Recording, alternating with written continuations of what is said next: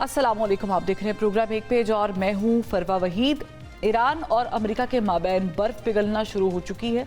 एक दूसरे को धमकियां देने, सफ़ाए हस्ती से मिटाने और जदीद नए हैरान कुन वॉरहेड्स इस्तेमाल करने की धमकियां देने वाले फ़िलहाल बातचीत के लिए रजामंद हो चुके हैं और मुज़ाकरात के लिए मुमकिन फ्रेमवर्क भी शायद तैयार हो चुका है। और उम्मीद भी की जा रही है कि आइंदा चंद दिनों में ईरान और अमेरिका के माबैन जंगबंदी मुआहदा तय पा जाएगा।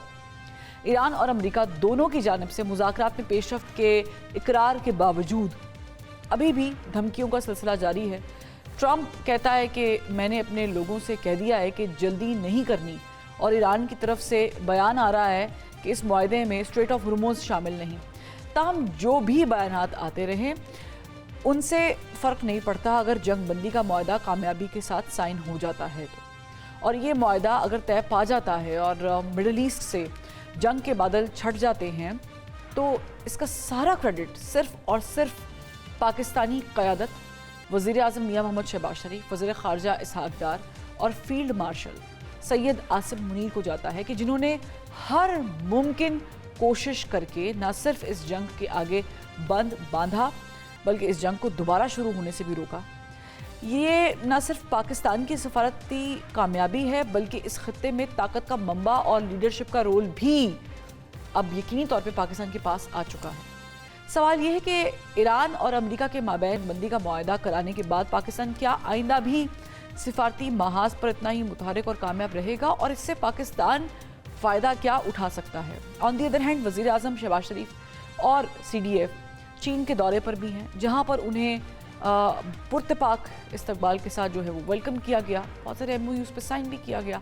ये दौरा भी कितना इंपॉर्टेंट है इस पर बात करेंगे। हमें पैनल पे ज्वाइन किया है air marshal retired Saeed Mohammad Khan साहब, ने दिफाई तज्जियाकार हैं। इनके साथ साथ फॉर्मर एम्बेसडर शाहिद कियानी साहब भी हमें ज्वाइन कर चुके हैं। दोनों का बहुत शुक्रिया। शाहिद कियानी साहब, let's begin with the ending of the war.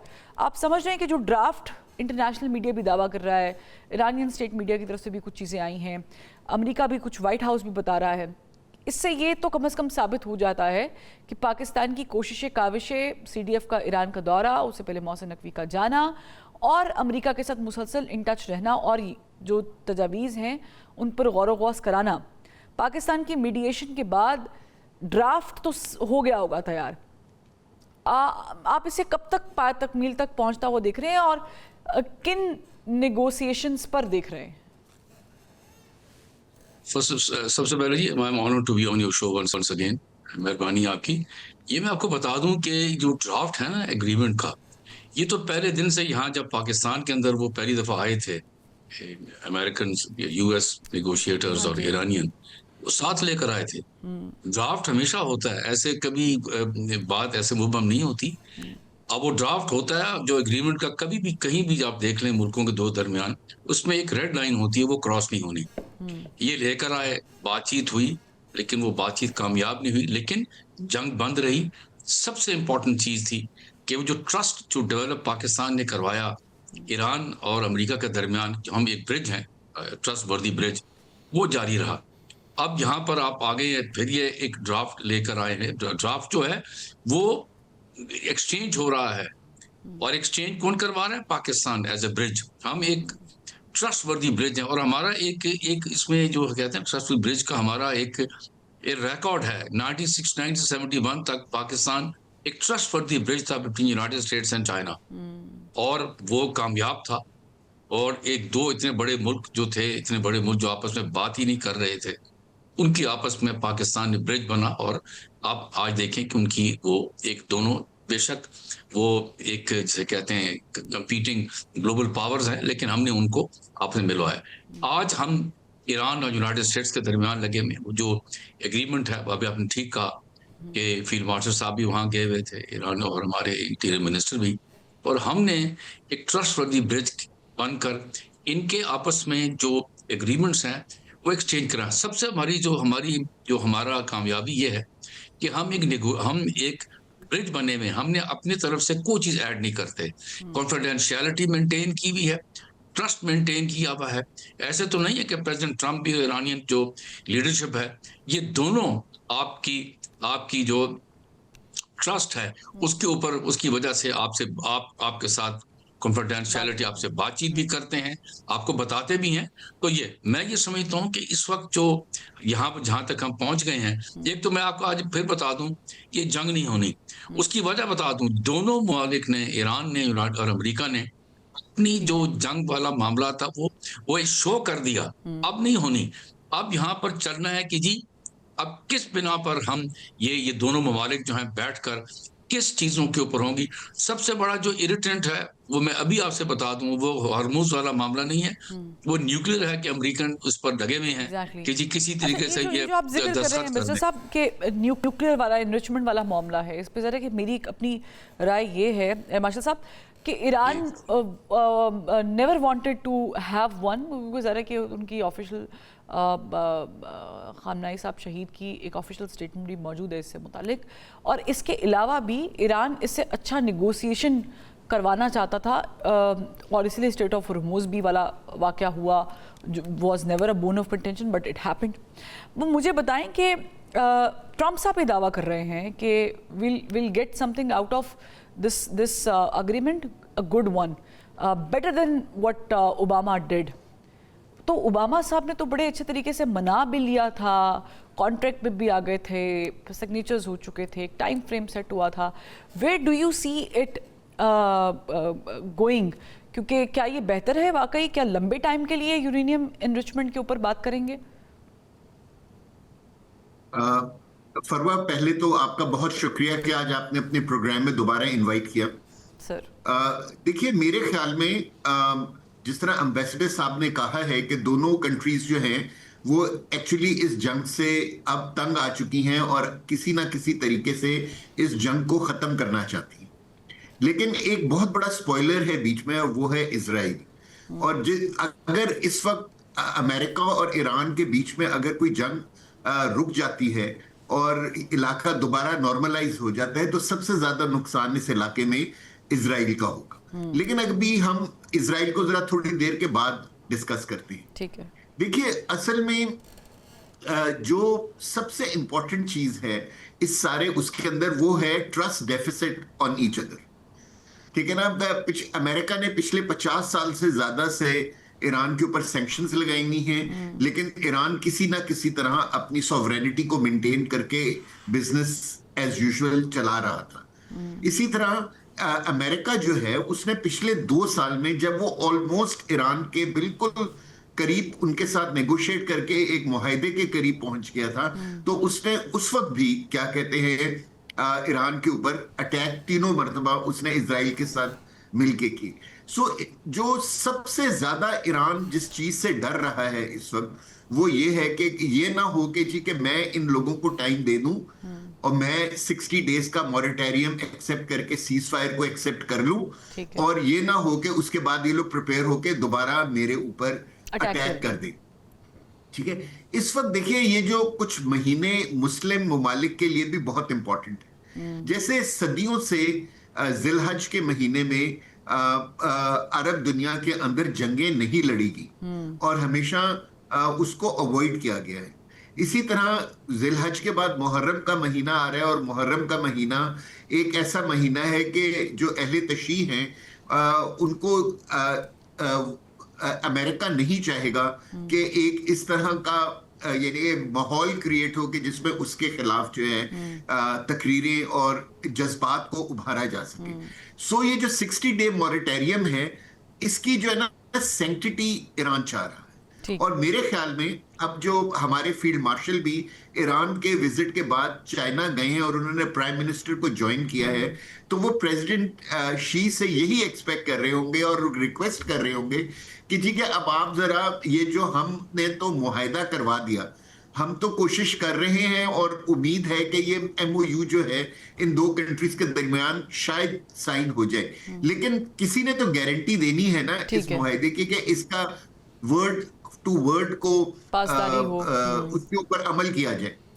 Exactly. तो आप काइंडली इस चीज की यानी कि रिस्पॉन्सिबिलिटी ले, and China must take this MOU to the United Nations Security Council for for ratification. ठीक है ना? और ईरान एक्चुअली ये चीज चाह रहा है। ठीक है। अगर आपने एक दिन पहले सुना हो फरवा के जो ईरानियन प्रेसिडेंट है मसूद पशकियान, हाँ उन्होंने जी। यहां तक कह दिया अपने नुमाइंदे से बात करते हुए कि हम दुनिया को ये गारंटी देने को तैयार हैं कि हम न्यूक्लियर वेपन्स नहीं बनाएंगे। एग्जैक्टली। सो ईरान के ऊपर जो सबसे ज्यादा डिमांड किया जा रहा था कि आप न्यूक्लियर वेपन्स ना बनाएं, तो वो तो ईरान ने पहले भी ये गारंटी दी हुई थी थ्रू जेसीपीओ। सो हेंस प्रूव्ड कि हम इसको थोड़ा सा, मैं कंक्लूजन की तरफ इसलिए आ रही हूँ कि हेंस प्रूव्ड कि ईरान की अचीवमेंट इस जंग से ज़्यादा है निकली हैं, क्योंकि ईरान को कभी भी ये इंटेंशन नहीं थे न्यूक्लियर के, लेकिन फिर आपने देखा कि जो आपने भी जिक्र कर दिया एयर मार्शल साहब ने भी, कि उनके प्रेसिडेंट ने खुद ये इतराफ़ कल किया है, लेकिन उसके इन बिटवीन उन्होंने ये माना नहीं था। तो वो टेबल पर बड़े तरीके से अमेरिकन को लेकर आए हैं, या पाकिस्तान के थ्रू जो भी कुछ हुआ है। I must call it win win situation for Iranians. But मुझे एक और चीज़ है जिस पे बात करनी है। शायद कहनी साहब, डोनाल्ड ट्रंप साहब जब से इस मुआहदे की कामयाबी की बातें बता रहे हैं ट्रूथ सोशल पर, और जब से हम देख रहे हैं कि पाकिस्तान की मीडिएशन और तेज़ हुई है और अब कुछ ग्रीन फ्लैग्स भी नज़र आना शुरू हो गए हैं, वहीं पर डोनाल्ड ट्रंप साहब का ये बयान कि अब जो अब्राहम अकॉर्ड है उसमें उन्होंने कहा कि तमाम मुस्लिम ममालिक से इस पे दस्तखत कराए जाएंगे। अच्छा, उन्होंने साथ ये भी बता दिया कि इसकी जो शुरुआत है वो सऊदी अरब और कतर से होनी चाहिए। आप क्या समझते हैं कि ये जो अमन मुआहदा ईरान के साथ होने जा रहा है, जिसकी इब्तदाई जंग फ्रॉम ईरानियन पर्सपेक्टिव यही थी कि ग्रेटर इजराइल बनाने के लिए उनको इस मिडिल ईस्ट में रास्ता चाहिए, और पाकिस्तान को जो ख़तरा है इजराइल से, या इजराइल को जो पाकिस्तान से डर है, उसमें ईरान भी आड़े आता है, तो ये तो वन वे अनदर वे वही हो गया जो जिसकी पेशगोई बहुत अरसे से पाकिस्तान भी कर रहा था और ईरान भी कर रहा था। देखिए जी, एक तो बात आपको बता दूं, अब्राहम अकॉर्ड में सऊदी अरेबिया में आज आपको बता दूं किसी सूरत दस्तखत करने के लिए तैयार नहीं होगा जब तक वो गारंटी ना हो टू स्टेट सोल्यूशन की। वो पाकिस्तान भी सपोर्ट कर रहा है, इसराइल और फलस्तीन का। तो इस तरह तो अब तो जो हालात इस वक्त ये भी कहेंगे कि पाकिस्तान भी अगर टू स्टेट सोल्यूशन की तरफ जाता है, वो जो वर्ल्ड पीस बनाया, तो फिर शायद पाकिस्तान के ऊपर भी लोग ये बातें करेंगे कि वुड एक्सेप्टेड। नहीं जी, मैं आपको बता दूं, देखें टू स्टेट सोल्यूशन अगर आप इस वक्त फलस्तीन के हालात देखें, जो वहां पर छोटा सा वो एक म्यूनसिपैलिटी टाइप बना हुआ है, उस हालात के अंदर तो पाकिस्तान, देखें डोमेस्टिक प्रेशर, जो डोमेस्टिक जो है, ये जो पब्लिक ओपिनियन, इसको आप कभी भी ऑब्विएट नहीं कर सकते, कभी भी इसे इग्नोर नहीं कर सकते। सऊदी अरेबिया जब बेशक एक बादशाह है, लेकिन वो एक एक पूरे इस्लामिक स्टेट का एक बहुत बड़ा मुल्क है।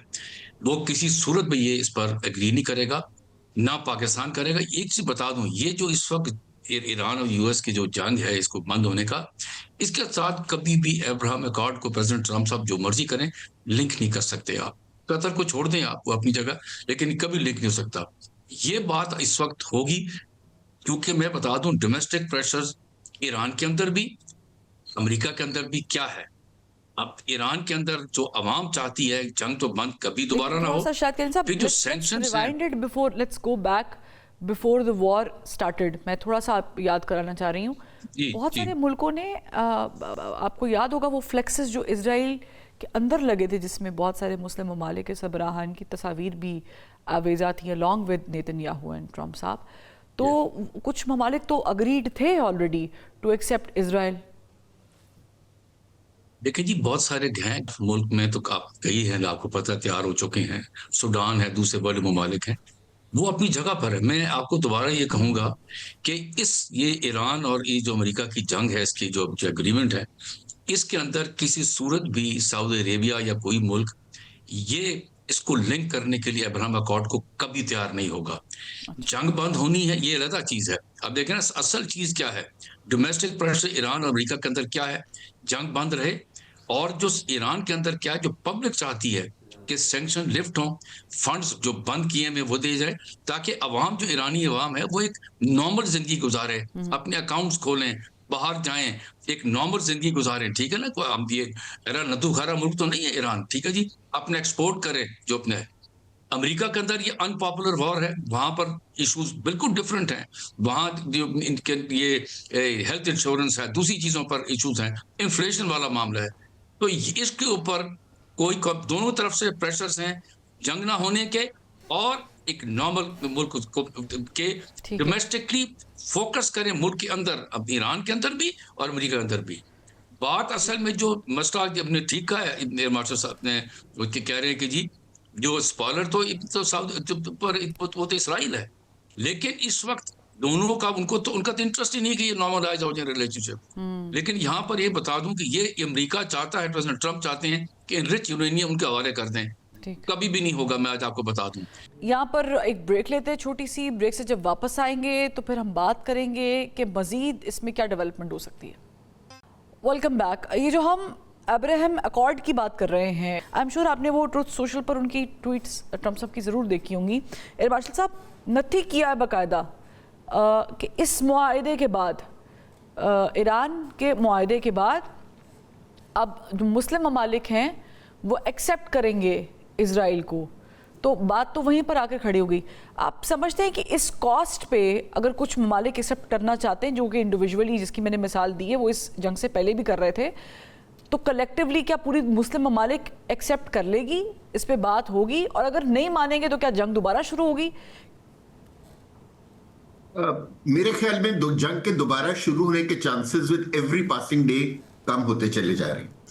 लेकिन देखिए जो अमेरिका के लिए जो सबसे this demand is very weird. If you allow me for a to give my point of view, if you allow me please. जी देखिए, लेकिन इस वक्त अमेरिका के लिए जो सबसे मुश्किल चीज है ना, वो ये है कि किस तरह यहां से कोई एक ऐसा कंसेशन लेके जाए ताकि वो अपने मुल्क में जाके ये कह सकें कि हमने ये जंग अपने जोरे बाजू पे जीती है और हमने उनसे वो मनवाया है जो हम चाहते थे। ठीक है। अनफॉर्चुनेटली ईरान उनको इस तरह की कोई चीज नेगोशिएशंस के थ्रू नहीं दे रहा है, और जनरल परसेप्शन ये है कि ईरान मिलिट्री वॉर भी जीत चुका है और ये जो war of nerves on the negotiating table है वो भी ईरान की तरफ अब टिल्ट होती हुई नजर आ रही है। सो ये जो इब्राहिम अकॉर्ड का मामला इस वक्त सामने रेस किया गया है, ये एक्चुअली एक फॉल बैक पोजिशन है अमेरिका की और इजराइल की। आपने बिल्कुल सही फरमाया कि वो लोग पहले ग्रेटर इजराइल प्लान लेकर आए थे, लेकिन ग्रेटर इजराइल प्लान के लिए तो बहुत जरूरी था कि जो गल्फ स्टेट्स हैं वो भी तबाह हो, ईरान भी तबाह हो और एक नया मिडिल ईस्ट बनाया जाए विद न्यू बाउंड्रीज। ठीक, यानी कि जो प्रेशर टैक्टिक है उसके ऊपर वो जो जिस तरीके से बनाने की कोशिश कर रहा है अमेरिका, वो शायद आप कह रहे हैं कि उस तरीके से कामयाब नहीं हो पाएगा। But let's go to another topic which I really want to discuss, that is the visit of prime minister SS and CDF, और वो चाइना में है, मौजूद हैं। शी जिनपिंग ने बड़ा अच्छा इस्तकबाल किया है मिस्टर साहब। बहुत ही यानी कि इम्पॉर्टेंट दौरा इसलिए है क्योंकि right from Donald Trump to Putin now SS in Beijing। तो मुझे बताएं कि how do you see this visit?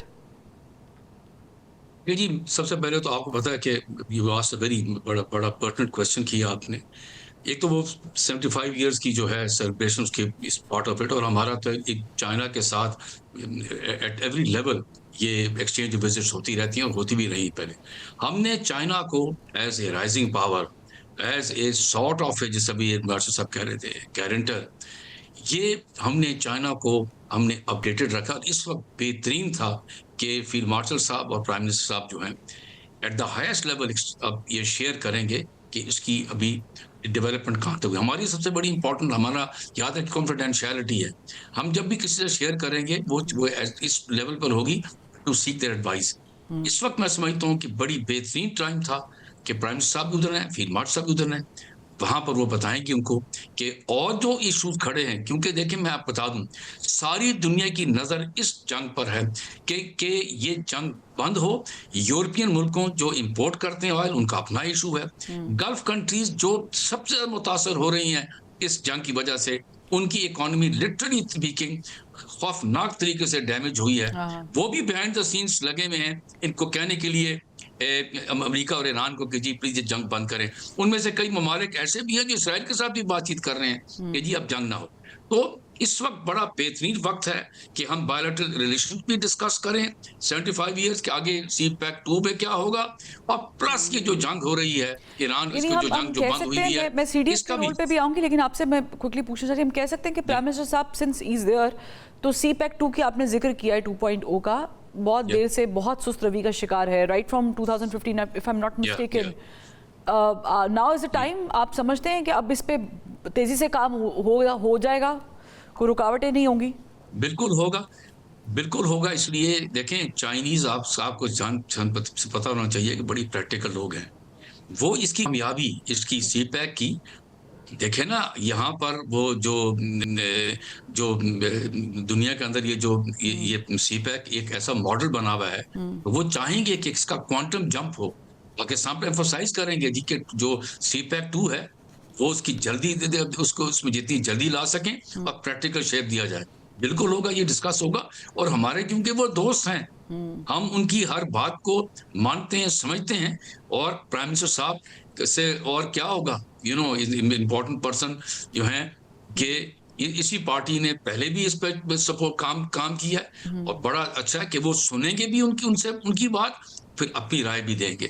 मैं समझता हूँ कि ये और मेरा ख्याल से आप बिल्कुल सही कह रहे हैं कि ये जो टाइमिंग है बड़ी इंपॉर्टेंट है। पिछले साल से अभी तक बहुत सारा पर्सपेक्टिव चेंज हुआ है दुनिया का भी पाकिस्तान को लेकर, जिसका फ़ायदा भरपूर अंदाज में उठा सकते हैं।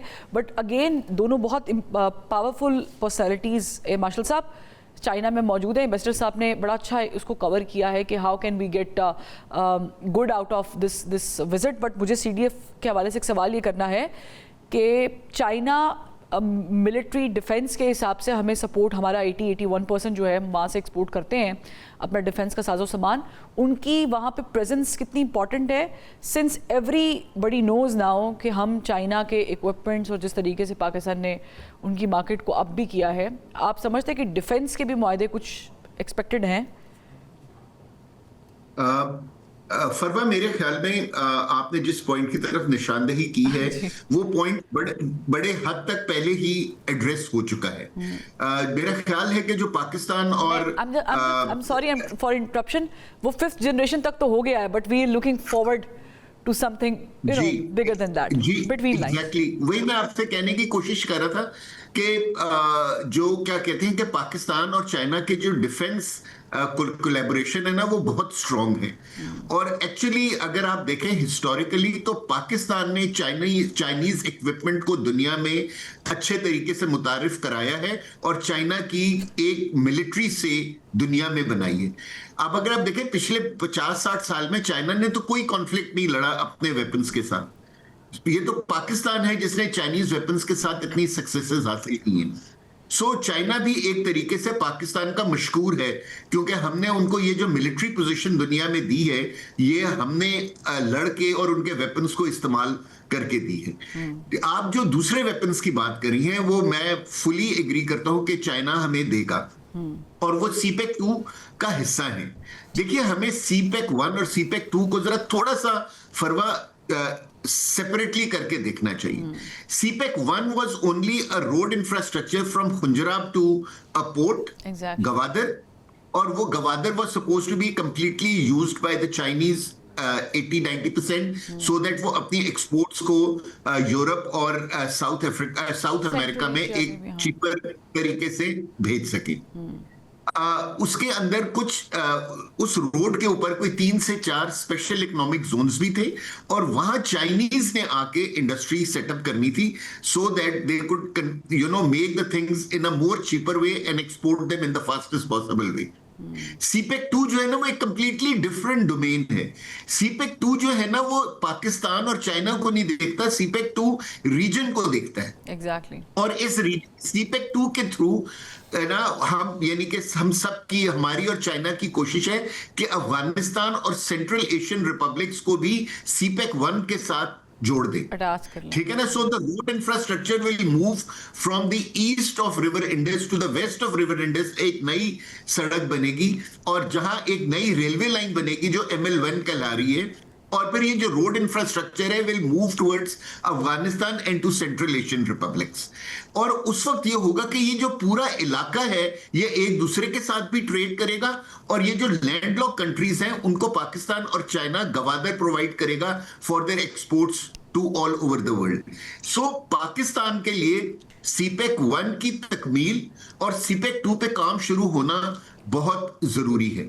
और सीपेक 2 में जो पाकिस्तान ने अपने एरियाज डिफाइन किए हैं कि ये एरियाज हैं जिनके ऊपर हमें चाइना से कोऑपरेशन चाहिए, वो बेसिकली 4 हैं। ठीक। एक है एग्रीकल्चर, दूसरा है माइनिंग, थर्ड है आईटी और फोर्थ है डिफेंस कोलैबोरेशन। ठीक है ना। सो ये जो 4 डोमेन्स हैं इनके ऊपर बात होगी। जिस तरह आपने फरमाया कि इस वक्त प्राइम मिनिस्टर और फील्ड मार्शल दोनों उधर मौजूद हैं और दोनों जो हैं एक इकोनॉमिक कॉन्फ्रेंस को भी अटेंड कर रहे हैं और बीजिंग में प्रेसिडेंट शी के साथ भी मुलाकात कर रहे हैं। तो So ये जब हम ये कह चारों सकते हैं एज अ होल, आप दोनों की गुफ्तगू से जब आप ये देखेंगे कि ये सब कुछ होगा तो जो हमारे स्ट्रेटेजिक रिक्वायरमेंट्स हैं पाकिस्तान की, देखिए मैं अगर आप मुझे 1 मिनट दीजिए, मैं आपको स्ट्रेटेजिकली समझा दूं। देखिए पाकिस्तान जो है ना इस इलाके में मई 25 के बाद एक मिडिल पावर के तौर पे उभरा है। लेकिन मिडिल पावर के लिए ना 3 चीजें बहुत जरूरी होती है। आप मिलिटरीली स्ट्रांग हो, आप इकोनॉमिकली स्ट्रांग हो, ठीक है ना, और आपके पास इतनी पावर होनी चाहिए कि आप जो अपने नेबर्स हैं उनके साथ एक अच्छी ट्रेड कर सकें। ठीक है ना, ये मिडिल पावर की रिक्वायरमेंट्स। हमारे पास we are militarily very strong but we need to improve ourself economically and our relationship with our neighbouring countries. Exactly. और उसमें मैं थोड़ा सा बस ऐड कर लूं कि for that we need a political stable, not unstable but stable political environment which we badly need. Thank you so much for joining us today. Air Marshal retired Saeed Mohammad Khan साहब मौजूद थे और फॉर्मर एम्बेसडर शाहिद कियानी साहब भी मौजूद थे। दोनों ने बड़ी अच्छी गुफ्तगू की। हमने कोशिश की कि जो चाइना से हम ले सकते हैं उस पर बात करें कि हम कौन कौन से सेक्टर्स ऐसे हैं जिस पे पाकिस्तान कामयाबी के झंडे मजीद गाड़ सकता है। और दोनों अहम शख्सियत इसहाक डार भी मौजूद हैं, काबीना के कुछ लोग भी चीन में मौजूद हैं। I am sure and I am hoping for the best के पाकिस्तान के लिए कुछ अच्छी चीज़ें निकलें, लेकिन इंटरनली पाकिस्तान के लिए कुछ अच्छी चीज़ें हैं या नहीं हैं। पर इंस्टेबिलिटी बहुत ज़्यादा है पॉलिटिकल सिनेरियो में। वो क्या है, एक ब्रेक के बाद डिस्कस करते हैं।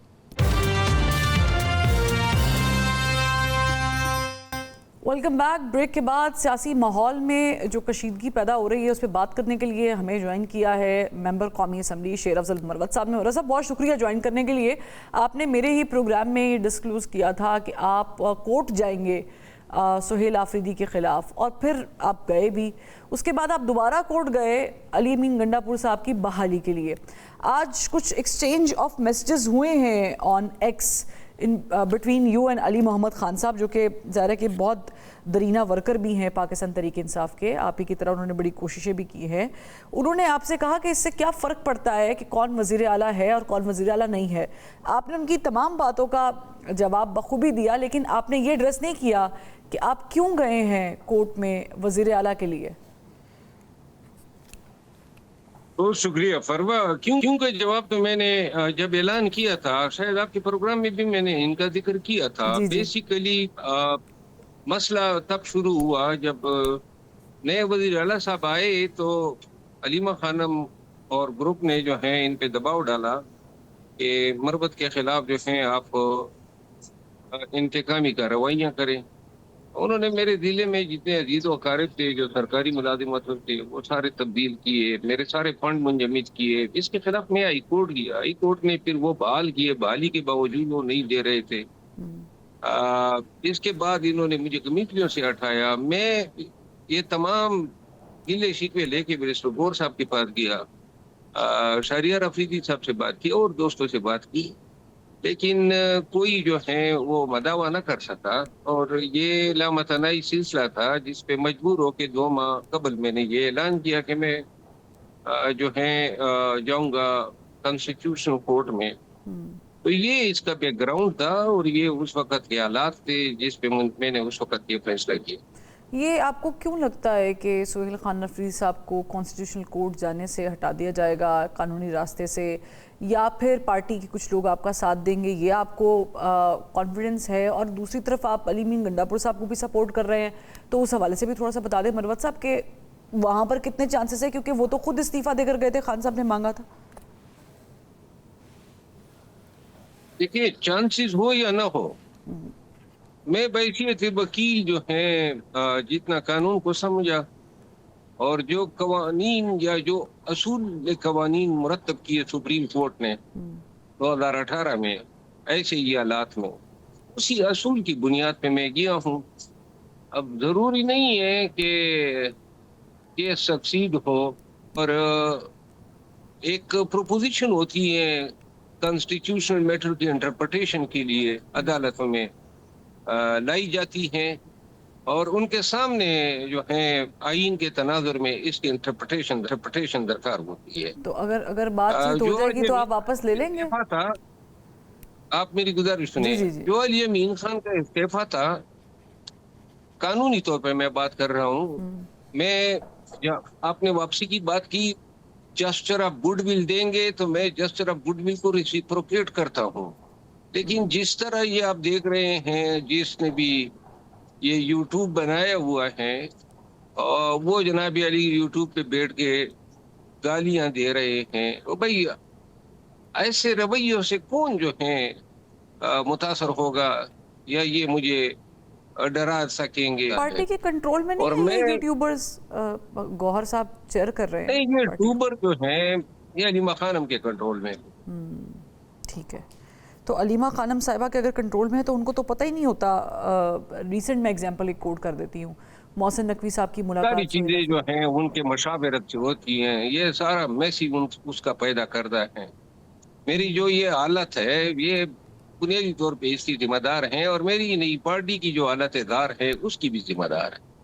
अच्छा, आप अलीमा खानम साहिबा पे पहले भी बहुत बात कर चुके हैं। आपने अभी भी कहा कि पार्टी की जो कंडीशन है इस लेवल पर पहुंची है उनकी वजह से पहुंची है, जबकि वो ये दावा करती हैं कि वो तो सियासी हैं ही नहीं। ऑन दी अदर हैंड, मैं सवाल इस पे भी आऊँगी, लेकिन एक सवाल मुझे छोटा सा आपसे करना है ज़िमनी, वो ये है कि आपकी इस कोर्ट जाने की बाद, वैसे तो गालिबन डेट पहले की बताई जा रही है, गालिबन 13-14 मई की बताई जा रही है कि जब सुहेल खान अफजी साहब की मोहसिन साहब से मुलाकात हुई थी। पार्टी के जो अहदेदार हैं वो एक्सप्लेनेशंस ये दे रहे हैं कि वो सिक्योरिटी इश्यूज़ की वजह से हुई थी, सिंस मोहसिन नकवी साहब इज़ वज़ीर दाखिला। आपको क्या लगता है कि क्या ये सिर्फ सिक्योरिटी के मामला पर मुलाकात हुई थी? देखिए, इसका बेहतर जवाब तो जो पार्टिसिपेंट है वो दे सकते हैं। मोहसिन नकवी साहब दे सकता है, सुहेल अफरीदी साहब दे सकता है, या बिरसुगोर साहब दे सकता है। लेकिन ऑब्वियसली अगर कोई सरकारी मामलात होते या सिक्योरिटी की इशूज, तो वो फिर बंगले में नहीं होते हैं। यकीनन बिरसुगोर की ये ख्वाहिश जरूर रहती है कि खान के लिए कोई ना कोई राह निकाल ले, और मुलाकातों का सिलसिला बहाल हो या अस्पताल में। और मोहसिन नकवी साहब जो हैं वो राब्ता कार का फरीदा अंजाम देते आए हैं। तो इस मीटिंग को तो मैं बेड इंटेंशन में नहीं लेता हूँ। जो भी इन्होंने सही या कोशिश की है, वो इन्होंने कुछ ना कुछ मफाद पार्टी के लिए हासिल करने के लिए की होगी।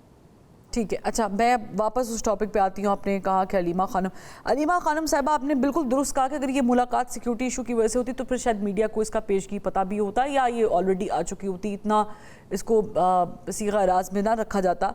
बट हो सकता है कॉन्फिडेंशियल मीटिंग हो किसी हवाले से। अलीमा खानम साहिबा की तरफ से दावा करती हैं कि उनका पॉलिटिक्स से कोई ताल्लुक नहीं है, फिर वो इस मीटिंग के हवाले से कहती है उनको बताया नहीं गया, शिकवे के अंदाज में। आप क्या समझते हैं कि क्या पार्टी को बताना चाहिए था अलीमा साहिबा को, और क्या उनका शिकवा बजा है? देखिए, ये सियासी लोगों के काम होते हैं। हर चीज में, अस्पताल का मसला हो, कोई भी मसला हो, कहते हैं मुझे नहीं बताया गया है, और फिर कहती है मैं गैर सियासी हूँ। वो इतनी गैर सियासी है जितना मैं हूँ। और जहाँ तक ये मीटिंग का ताल्लुक है, मेरे नॉलेज में तो ये है कि ये मीटिंग पे ऑन बोर्ड थी। और मीटिंग का इनको इल्म था, क्योंकि इन्होंने अपने ट्वीट में कहा है कि ये नहीं बताया। ये इसने इस मीटिंग को न कि सिर्फ कंफर्म किया, क्योंकि पहले तो वजीर इत्तलात इससे इनकारी थे, और न कि सिर्फ मीटिंग को कंफर्म किया, तो इसका मतलब है कि इसको इतला दी गई थी या इतलात इसके पास मालूमात थी। तो मैं ये समझता हूँ कि ये सिर्फ अपने आप को विंडिकेट करने के लिए और गन जो है सुहेल अफरीदी और बिरसुगोर पर डालने के लिए कि मैं तो बिल्कुल इन चीज़ों से मुबर्रा हूँ, क्योंकि पार्टी के अंदर मोहसिन नकवी साहब के साथ उठक बैठक को पसंद नहीं किया जाता है। तो लिहाजा खुद जो है वो मुबर्रा हो गई और दूसरों पे डाल दिया। आप कह रहे हैं कि इस मीटिंग का अलीमा साहिबा को इल्म था, वो ऑन बोर्ड थी, तभी उन्होंने ये डिस्क्लोज़ किया कि मुझे बताया नहीं गया। तो आप इस बात की तस्दीक कर रहे हैं कि वो पॉलिटिकल स्पेस के अंदर मौजूद हैं पाकिस्तान तहरीक इंसाफ की।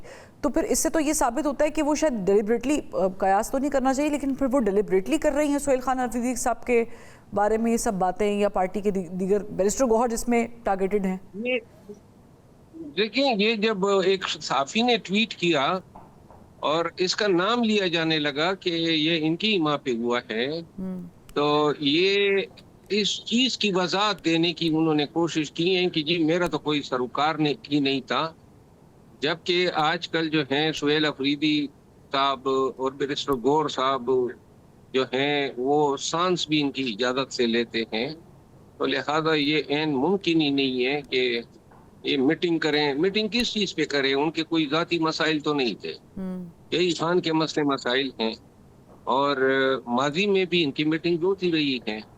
माजी में भी मोहसिन नकवी साहब जो हैं पीटीआई की मुतअद्दिद शख्सियात के साथ मुलाकातें करते आए हैं।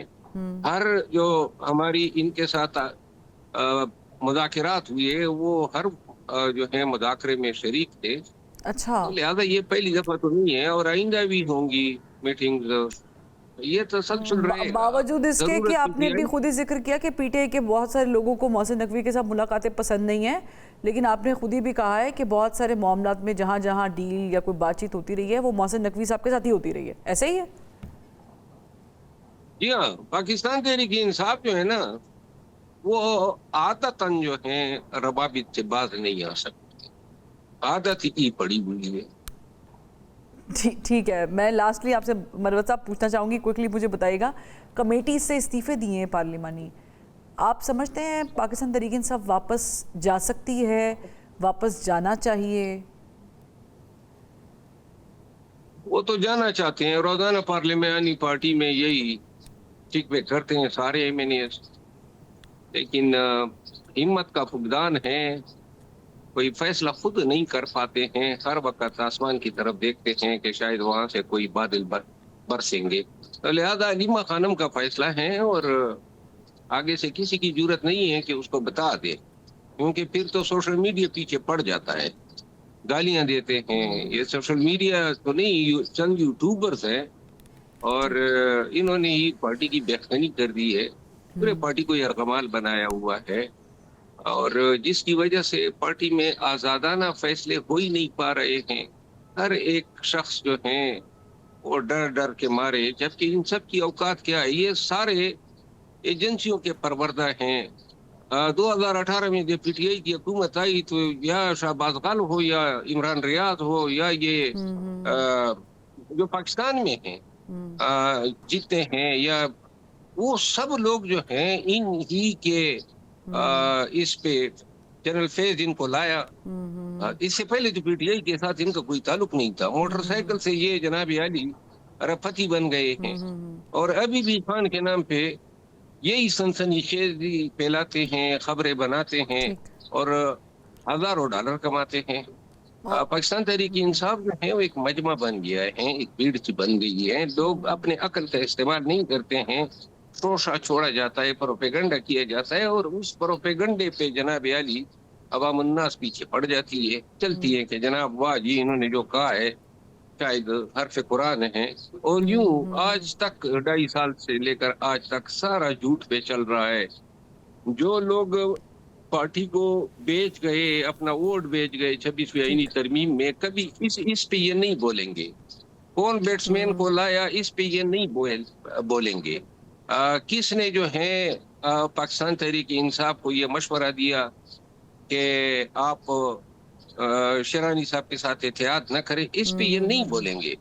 ये इस पे कतई नहीं बोलेंगे कि खान ने कहा था कि मेरे खानदान से कोई शख्स जो इंटर पार्टी इलेक्शन में हिस्सा नहीं लेगा, लेकिन फिर भी लोग जो हैं आज तक कोशिशें कर रहे हैं। इस पे नहीं बोलेंगे कि एमएनएज लॉबिंग कर रहे हैं कि अलीमा खानम को चेयरपर्सन बना दें। और हर उस बात पे ये जरूर बोलेंगे इससे 2 लोगों की मफादात का ताफुक हो। आपने बहुत इन डेप्थ जो है वो बता दिया है कि पार्टी इस कहाँ जा रही है। आपने कहा कि ये हजूम है और हजूम सियासत में होता नहीं है, पार्टीज़ ही होती है तभी तो सियासत होती है। बहुत शुक्रिया शेर अफजल मरवा साहब। आपने ज़ाहिर है कि एक वज़ीर आला को हटाने के लिए दूसरे वज़ीर आला को बहाली के लिए कोर्ट का रास्ता अपनाया। देखना ही कि इसका एंड रिज़ल्ट क्या होता है, लेकिन बकौल आपके कलीमा खानम साहिबा ने पार्टी को बर्बाद कर दिया है और पार्टी में इस वक्त जो है लॉबिंग भी उरूज पर उनको पार्टी की चेयरपर्सन बनाने के लिए। नाज़रीन, प्रोग्राम का वक्त ख़त्म हो गया है। बहुत शुक्रिया मरवत साहब ज्वाइन करने के लिए। कल मिलते हैं। अल्लाह हाफ़िज़।